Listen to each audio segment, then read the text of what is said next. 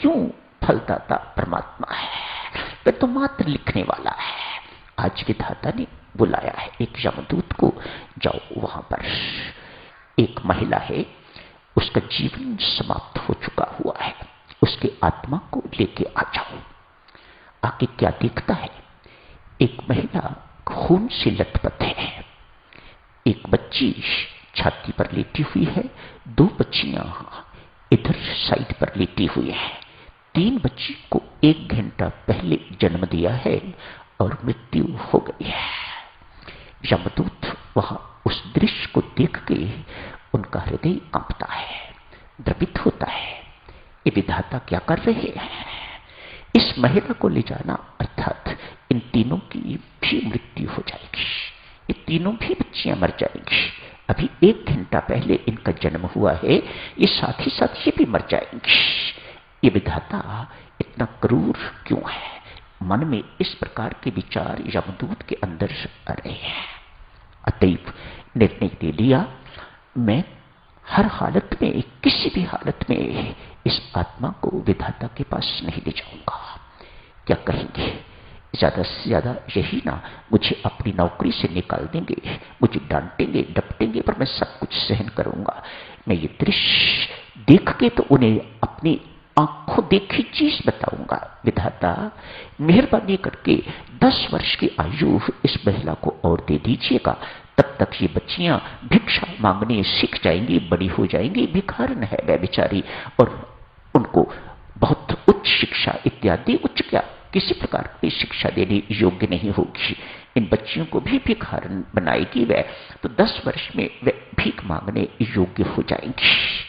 ऐसा ही जाके विधाता को कहा।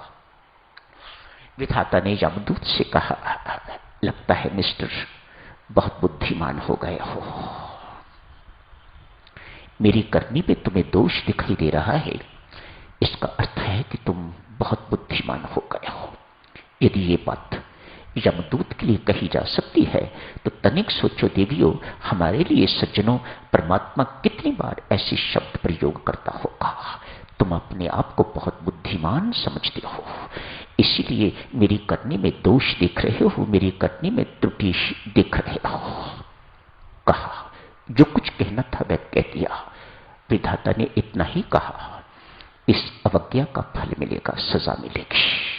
सारी की सारी शक्तियां उसकी छीन ली, सारी की सारी सिद्धियां जो यमदूत के पास थी छीन ली। कहा जाओ दिल्ली में जाके ही एक साधारण व्यक्ति की तरह जीवन व्यतीत करो। 2 बार जब अपनी मूर्खता पर तुम्हें हंसी आएगी तो वापस बुलाऊंगा, तो तुम्हें वापस ये नौकरी मिलेगी, तब तक वहीं रहना। दिसंबर का महीना, साथियों कड़ी सर्दी, जनवरी का महीना शुरू हो गया, दांत बजने वाली सर्दी। बेचारे के पास कोई कपड़ा नहीं, बेचारे के पास रहने को कोई घर नहीं, कोई सगे संबंधी नहीं है। यमदूत जो साधारण व्यक्ति बना हुआ है, कनॉट प्लेस की गलियों में घूम रहा है। एक मोची दिखाई दिया। मोची ने कहा, क्या बात है, इस प्रकार क्यों घूम रहे हो, इतनी ठंड है, ठिठुरती, इतनी सर्दी है, ठंड लग जाएगी तुम्हें, क्या तुम्हारे पास कपड़ा इत्यादि नहीं है? नहीं। एक किसी रेडीमेड कपड़ों की दुकान पर ले गए, कुछ कपड़े यमदूत को दिलवाए अपने समर्थ के अनुसार।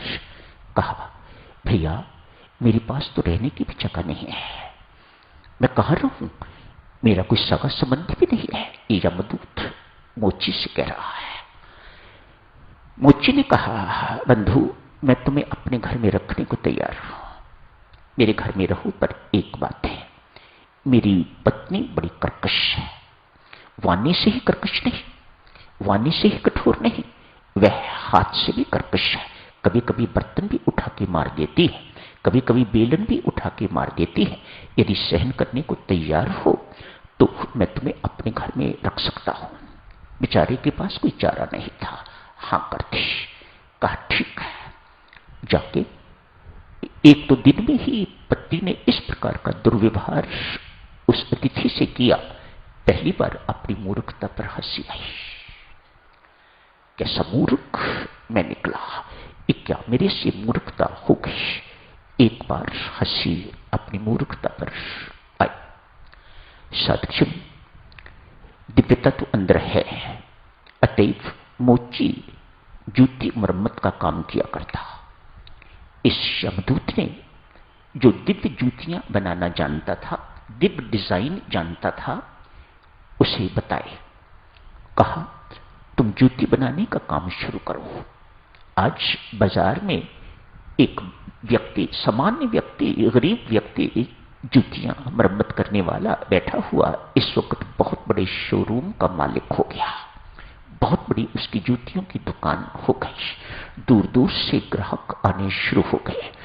बहुत मशहूर दुकान उस मोची की हो गई।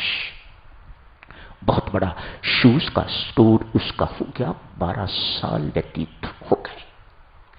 आज एक इम्फाला गाड़ी आई है। इम्फाला गाड़ी में एक सिठानी उतरे हैं।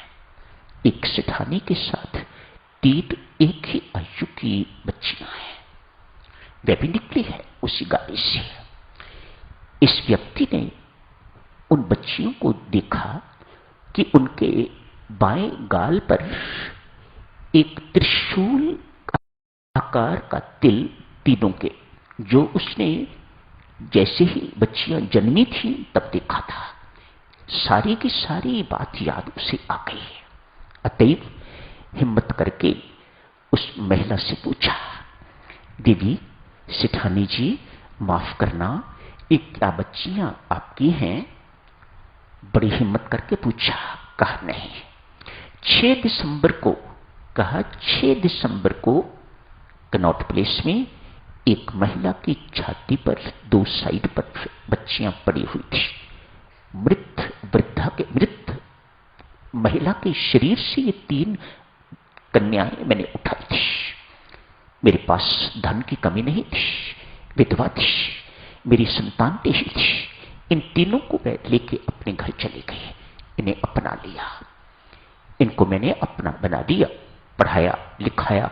अब ये इतनी बड़ी हो गई है, मेरी सारी की सारी संपत्ति की वारिस ये 3 बच्चियां। आज अपनी मूर्खता पर यमदूत फिर पछताया है, हंसा है। कितना मूर्ख मैं परमात्मा की करनी में दोष दिख रहा था, मुझे उस वक्त दिखाई नहीं दिया। ऐसी दृष्टि साधक जनों हमारी है। उसकी करनी को तत्काल देखा नहीं जा सकता, तत्काल परखा नहीं जा सकता कि ये करनी क्या है, इसके पीछे क्या रहस्य छिपा हुआ है, ये कब क्या देने वाला है परमात्मा। इसलिए संत महात्मा साधक जनों कहते हैं, शास्त्र भी कहता है, परमात्मा हमारे कर्मों के अनुसार हमारी योग्यता से कहीं अधिक देता है। इस विश्वास को कभी डगमगाने न दीजिएगा। तो शांत जीवन व्यतीत करोगे तो आनंदमय जीवन व्यतीत करोगे। आज 2 बार अपनी मूर्खता पर हंस के तो मुंह नीचे लटका के तो व्यक्ति वापस यमपुरी गया है, विधाता के पास जाके गया है। परमात्मा तू कितना त्रिकालदर्शी है। तेरी दृष्टि मात्र वहां तक नहीं है, तेरी दृष्टि तो दूर तक है।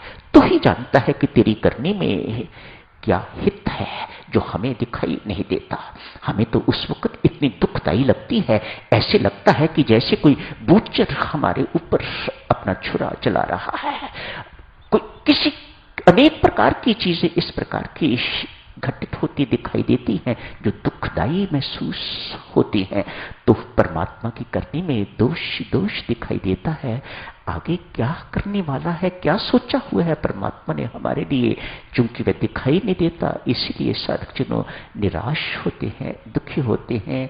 देवी मानो इस बात को, सज्जनों इस बात को मानो, परमात्मा की करनी में कोई त्रुटि नहीं है। समय तो हो गया है साधक। रावण का उपदेश पिछले कई दिनों से दोहरा रहा हूं, फिर दोहराता हूं आपकी सेवा में। मेहरबानी करके इस उपदेश को सुनो। ये उपदेश लक्ष्मण के माध्यम से रावण हम सबको देते हैं। लखन,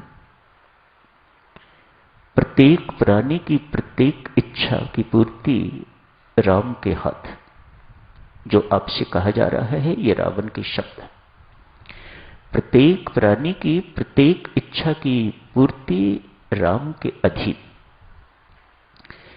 उसकी इच्छा के बिना कुछ नहीं हो सकता। जो वह चाहता है वही होता है, वही सही है।